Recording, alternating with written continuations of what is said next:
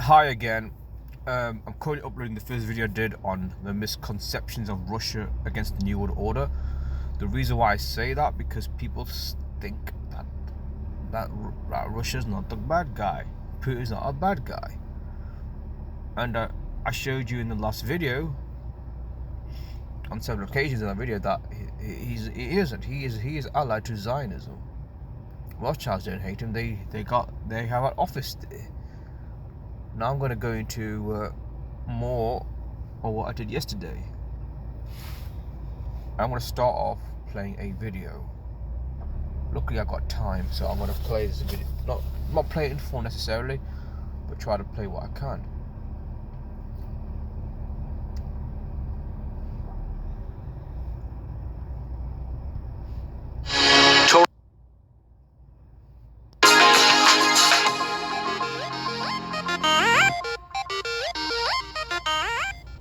We're going to talk today about the Mossad, the KGB, about Judaism in Russia, Jews to leave.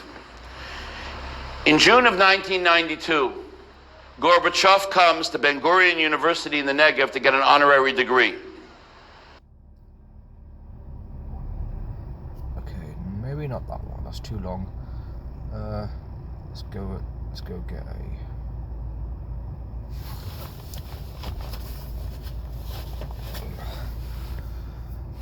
Key to understanding what's happening. We're going to talk today about the Mossad, the KGB, about Judaism in Russia, but I want to begin with a story. He changed the policy of the former Soviet Union and he allowed Jews to leave. Now the Soviets themselves may in a limited way be coming to understand the importance of freedom. We hear much from Moscow about a new policy of reform and openness. Some political prisoners have been released. If you go back to the 80s, Senator Henry Scoop Jackson got a bill through Congress allowing the immigration of Soviet Jews to the United States at a time when immigration had been highly restricted. We'll honor the right of a person to leave a country freely and return freely, just as clear as anything can be. The Russians saw it as an opportunity to open their... Yeah, this is talking about what happened. What happened in the Soviet Union when they started allowing Soviet Jewish people, Soviet Jewish people to leave the Soviet Union and emigrate to the United States. Their jails. That's when you see members of Russian organized crime come to the United States for the very, very first time. In June of 1992, Gorbachev comes to Ben Gurion University in the Negev to get an honorary degree. One of the professors at Ben Gurion University is Herman Broniver. The president of Ben Gurion University asked Herman Broniver, would he please be the personal host and take Gorbachev around his visit to Ben Gurion University in the Negev. He tells him fine. In the middle of the visit, he says, I have to tell you a story. He tells him in 1985, he tells him in April of 1985, the Rebbe called me in, he told me this whole story, blah, blah, blah, etc., etc. And he tells this to Gorbachev. So Gorbachev turns to him and he says to him, how could he know if I didn't know? A year later, he's in Oxford. Peter Kalms, the father-in-law of Heshi Epstein, who was the president of Shamir, tells Gorbachev the same story about what happened in April of 1985, and Gorbachev tells Peter Kalms, how could he know if I didn't know? The story has been verified from two different historical sources. ארץ קטנה כמונו, זה מדהים. ואני רואה שאנחנו קונים את מנהטן, וקונים את הונגריה, וקונים את רומניה, וקונים את פולין. אז אין בעיות לנו, אני מבין הכישרונות והקשרים והתנופה מגיעה כמעט לכל מקום. וזה באמת מעניין. מעניין מפני שאנחנו ארץ קטנה בסך הכל. וכנראה שקשה לנו מאוד יהיה להיות ארץ תעשייתית. פשוט אין לנו מספיק שוק מקומי גדול בשביל לעשות תעשייה מקומית. leader of its own. leader of its own. God Almighty bless everyone. You're happy here and go from strength to strength in all things necessary, especially for the benefit of the... For those you don't know, that is the late Rabbi Snishin, the leader of Chabad Lubavitch. I mean, this guy, he met Netanyahu, he's met several world leaders over the years. I mean, he's like the Pope of Chabad Lubavitch, you could say. He's like the Pope. He probably has more power than the Pope, and we don't realise. The multitude of nationalities in New York that is a kind of a melting pot for many nations, and all these nations will live in good peace, in harmony, and every one of them will strengthen all the nations around him, especially in things of charity. Amen. God Almighty bless you. I hope that in the near future the melting pot will be so active that it will be not necessary to underline every time that they are liberal and they are white and they are Hispanic, etc., etc., because there is no difference. All of them are created by the same God, and created for the same purpose to add all good things around them and around, especially beginning by themselves and their family. I said before, I'm not so happy about underlining the very Brooklyn on one side, and Manhattan on the other side, and then there are all the people in the Hispanic, etc., on the third side. If it is a real melting pot, certainly it must be a melting pot for all good things. There's no difference here. Vorstelling van president George Herbert Walker Ben Doherty. Vorstelling met dem Gottesnaam.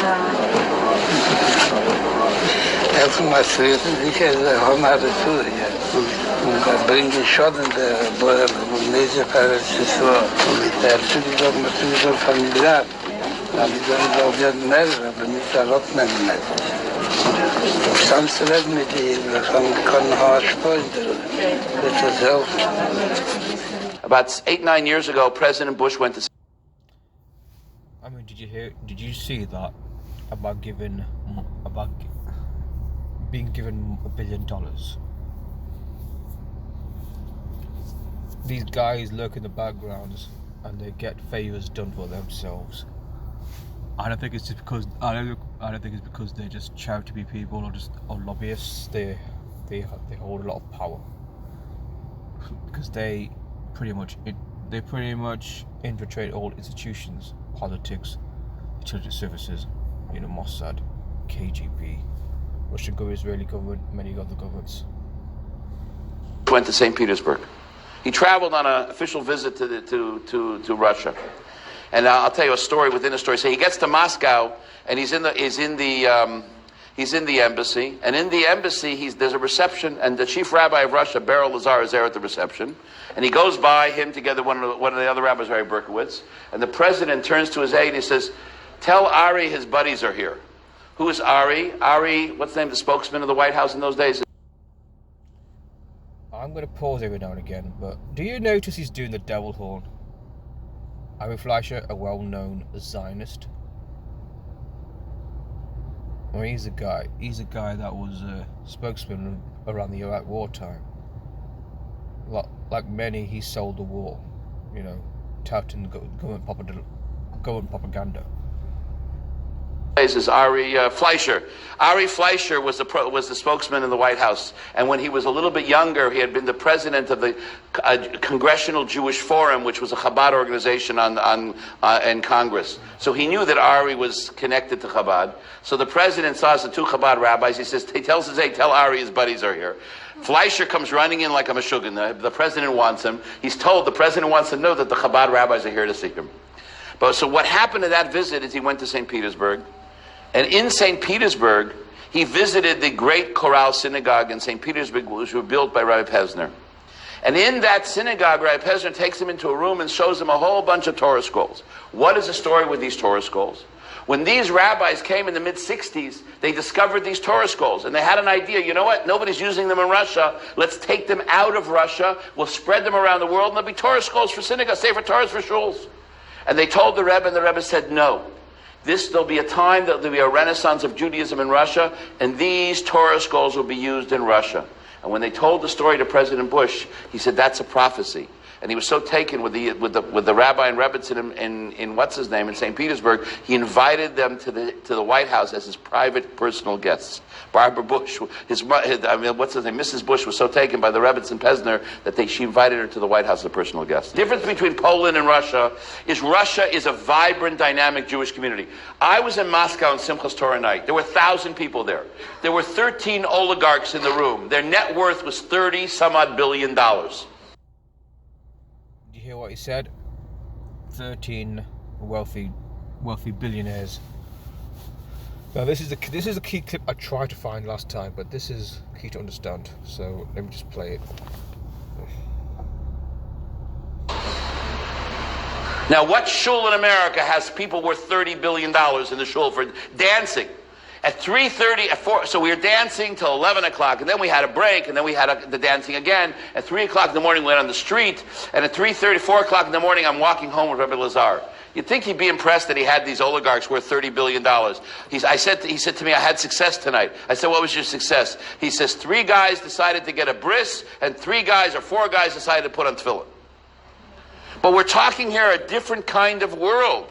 You know, they house a row of Mercedes in front of the shul, each guy with a driver and bodyguards, and these guys are dancing inside like everybody else. They run the economy of Russia. The difference is we're the Jewish establishment in Russia. There's no Jewish Federation. We are the Jewish Federation. There's no ADL. We are the ADL. There's no AJC. We are the AJC. Judaism in Russia is run 98% by Chabad. It's a different ballgame. It is the most amazing Jewish community that I've ever been to in my life. It is so well organized. There's schools in this town with 1,000 students, with 50,000 Jews. It's an amazing place. I mean, now there's challenges, and everything in the city is run by Jews. The shopping centers are owned by Jews. Both airlines are owned by a Jew. The banks are owned by Jews. The gas stations are owned by Jews. The whole downtown, everything is owned by these oligarchs. In fact, the governor now, on behalf of Ukraine, is one of these oligarchs. One of the other elements for the success of Judaism in Russia, even though he's not so popular right now in the United States, has been the friendship to the Jewish world of the president of Russia, which is Vladimir Putin. And you have to ask yourselves, why is this so? I heard a great line from a professor of mathematics, Novosibirsk. He told me like this: Putin may not be good for Russia, but he's definitely good for the Jews of Russia. Putin may not be good for Russia, but he's definitely good for the Jews of Russia. Why is he good for the Jews of Russia? Because when Putin was a young child, he lived in an apartment building in St. Petersburg.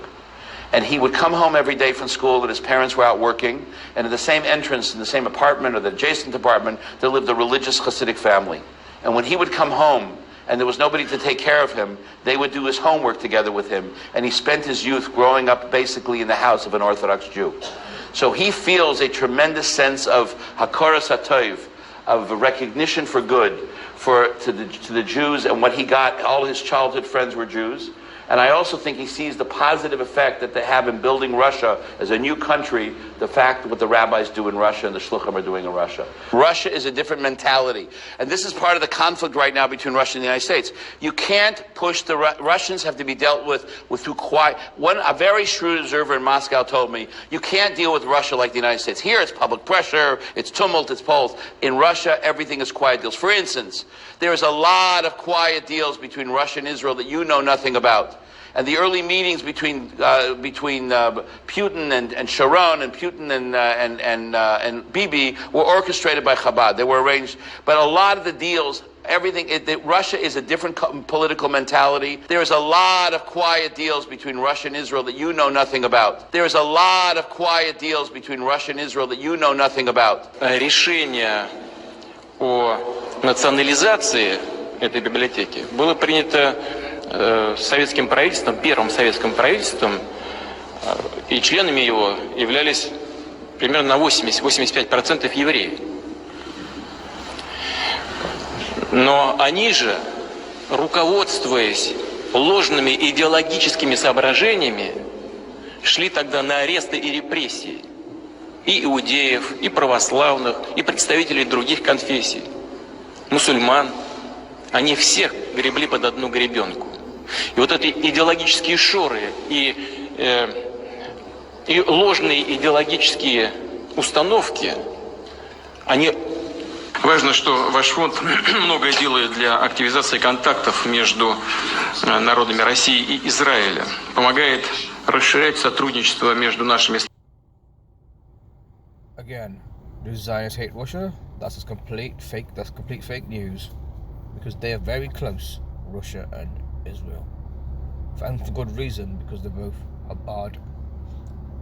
Habad satellite states, you could say. Странами в политике, экономике, культурно-гуманитарной и в других областях.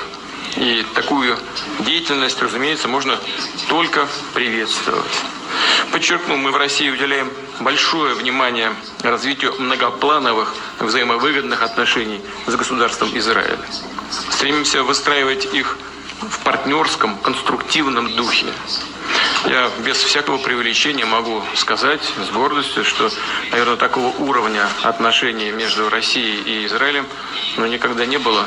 Если не вспоминать, конечно, самые первые месяцы, может, пару лет образования государства Израиль.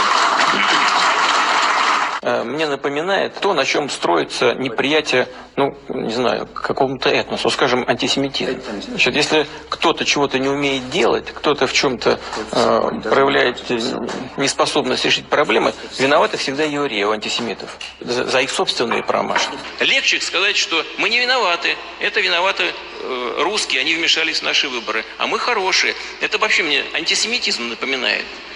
Во всем евреи виноваты, понимаете? Сам придурок так ничего сделать не может, евреи виноваты.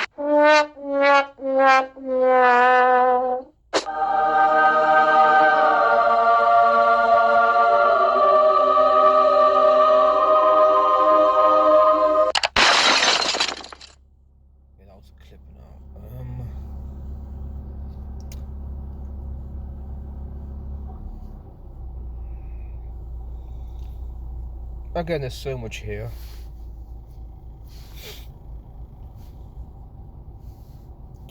Let me just address another point about the World Economic Forum. Well, the World Economic Forum, they're linked to Putin as well.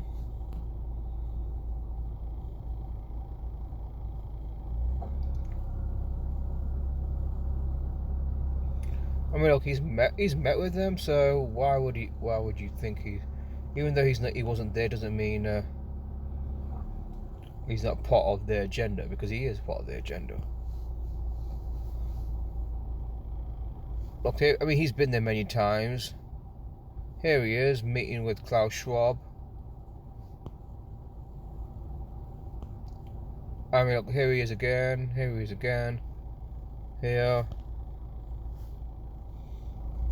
Here.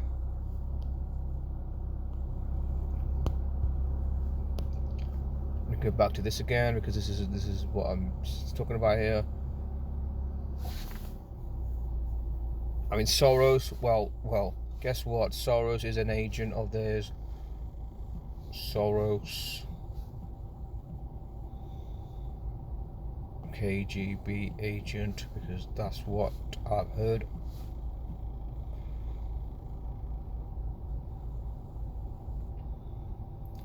There you go. Look.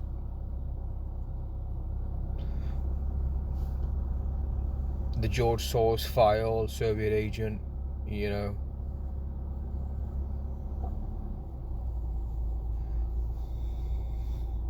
Why is he if you ask the question, why is he an agent? Well, that's how you control people, ultimately. That's what I'm trying to say. That's how you recruit people. You have them play a particular role, which is that they are opposed to the country that they're working for.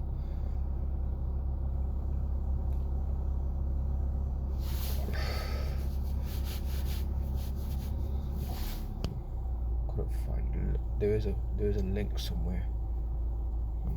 Sometimes it's hard to find things like that.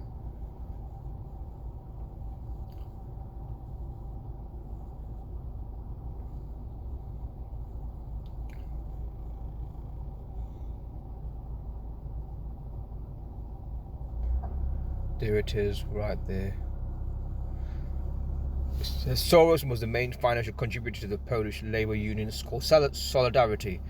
Its leadership has to be made of members of the Communist Party or communist agents. Soros was allowed to set up his open society in the communist Hungary in 1984 and later Soviet in 1987. Such ventures were only possible for communist agents and not for an American businessman like Soros. The agreement between Soros and the government of Hungary had to be approved by the Communist Party General Secretary. It's made up of 59 pages, but basically it's just saying that he was always an agent of this all along, so there's no way that he's opposed to Putin as what some people might think.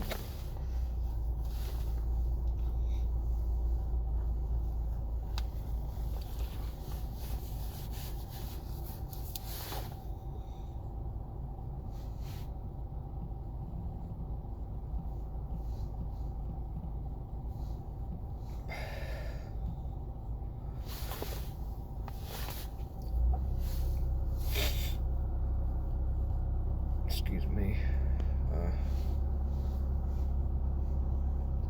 I mean, this guy's been in power for a long time. And it's not an accident he's been in power for a long time. I mean, look, he was the director of the Federal Security Service under Yeltsin. I mean, this guy, he's been around the block, you know.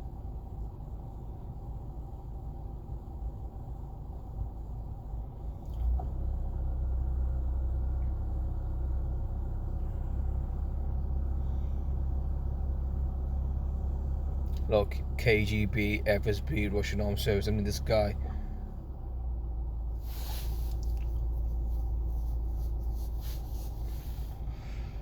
Look, he was briefly head of the FSB. It says here he was a lieutenant colonel of the KGB for 16 years. Why would you think he's a good guy for anything? For anyone that would think that, you know.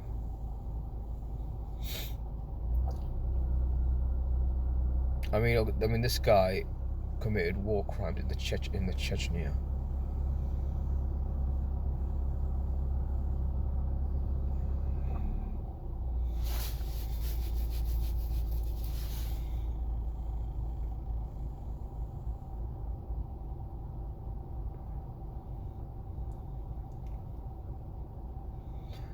I mean, this is a quote here that Putin is an imperialist of the old Soviet school rather than a nationalist or a racist, and he's cooperated with people that are known to be GAY.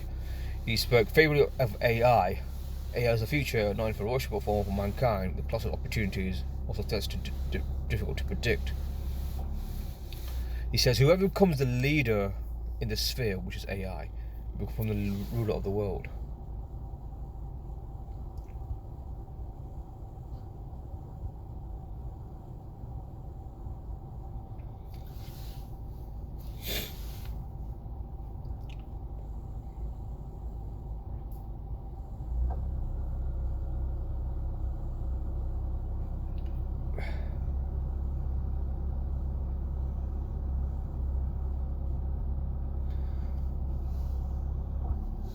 Trying to find the Chechen war, because just remember one thing: just because the United States commits crimes doesn't mean Russia are innocent in doing the same thing.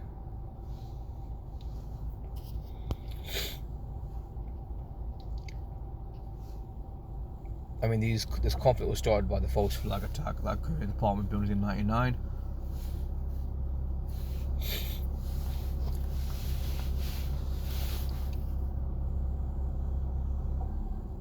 It continued into 2017, this conflict.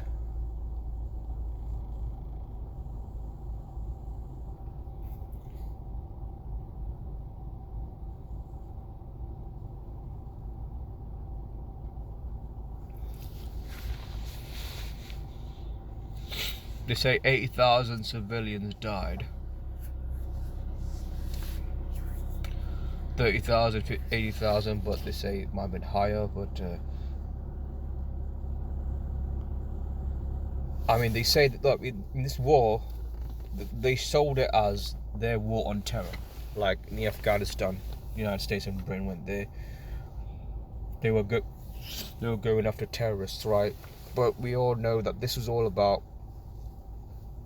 preventing Chechnya from ever becoming an independent state that governed its own affairs, because that's what it really was about. Yeah, Chechnya is an area of North Caucasus which has consistently fought against foreign rule, including the Ottoman Turks in the 15th century. That's how back it goes. It's always fought to be independent from people.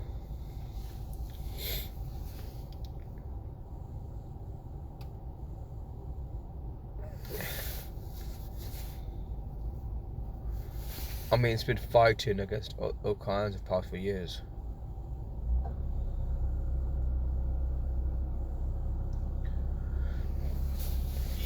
I mean, it declared independence, yeah.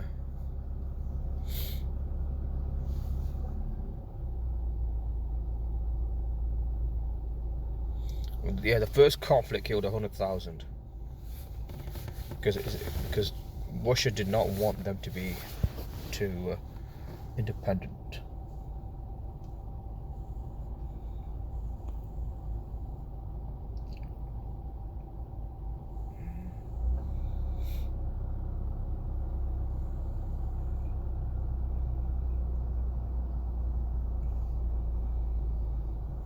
The truth is about the Chechen conflict is that those terrorists they speak of were most likely KGB. And there's something else I want to bring up as well. I highly recommend you watch this documentary, Assassination of Russia. Describes the events of 1999 that they were done by the state. Though Berezovsky produced this documentary, doesn't mean he's a good guy anyway, but I'm just trying to get you to understand what's happening.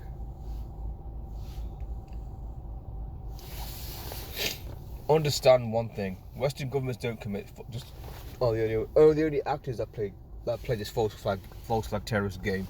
So does the Russians. You've got to realize that.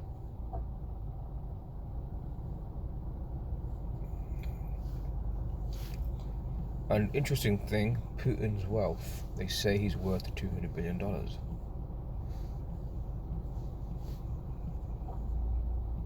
That's the estimate of his wealth.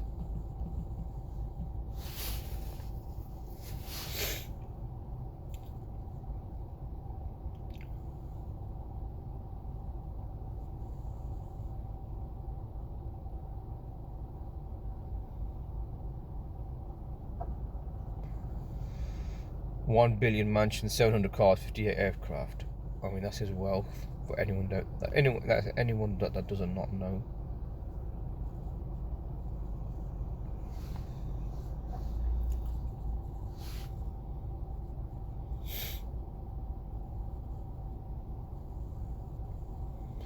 So Bill Browder is saying that he's the richest head of state in the world, even now.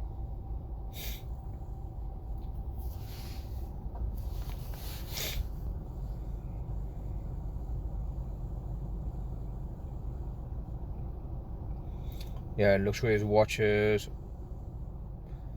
190,000 square foot, 150 roof mansion off a cliff overlooking the Black Sea, 19 houses, 700 cars, 58 aircraft as I mentioned, helicopters, including a 760 million plane called the Flying Kremlin, toilet made of gold, $100 million mega yacht. Goes on and on and on and on. Of course he's going to deny, of course. He would, wouldn't he? Yeah, Bill Barr says he's worth 200 billion.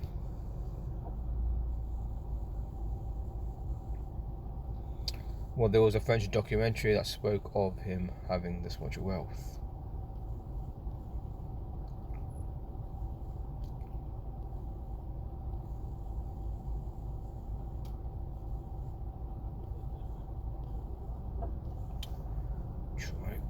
try and go back to the. Try and go back. Oh god. I'm trying to go back to the page I was on.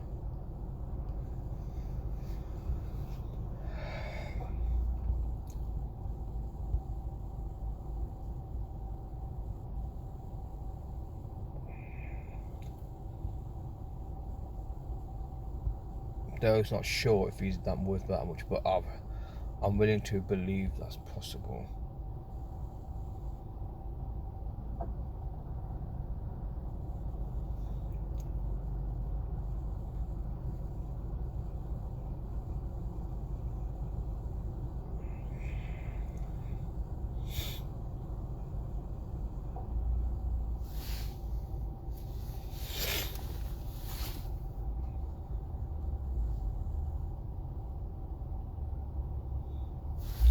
Former advisor estimates 70 billion.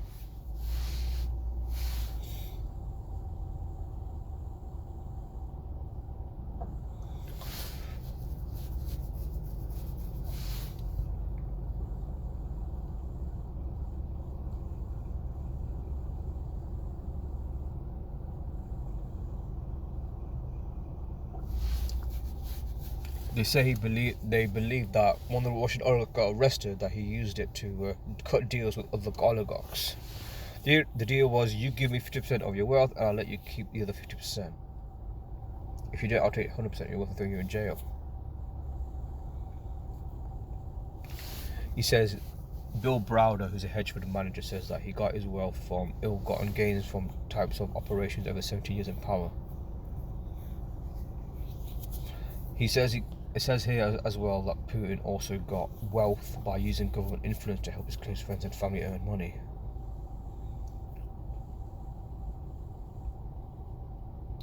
It says this is, if you think Russia is corrupt, they are. No different to any other country that's corrupt. It says that his allies and close friends got wealth, a lot of wealth over the years. His former son-in-law became a billionaire at 34 after being allowed to borrow money from private banking company Gazprom Bank, so he could buy a 70% stake in the company. Seba from one of Putin's friends.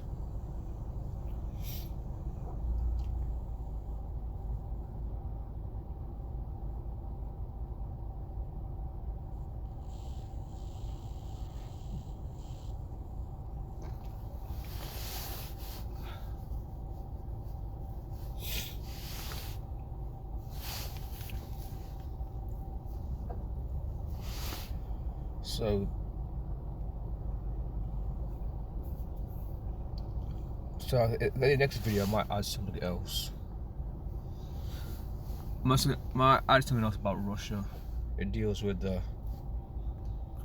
what their policy was in the Soviet Union regarding regarding Israel and the Arabs. If I can find that quote, I'll definitely do a video on that.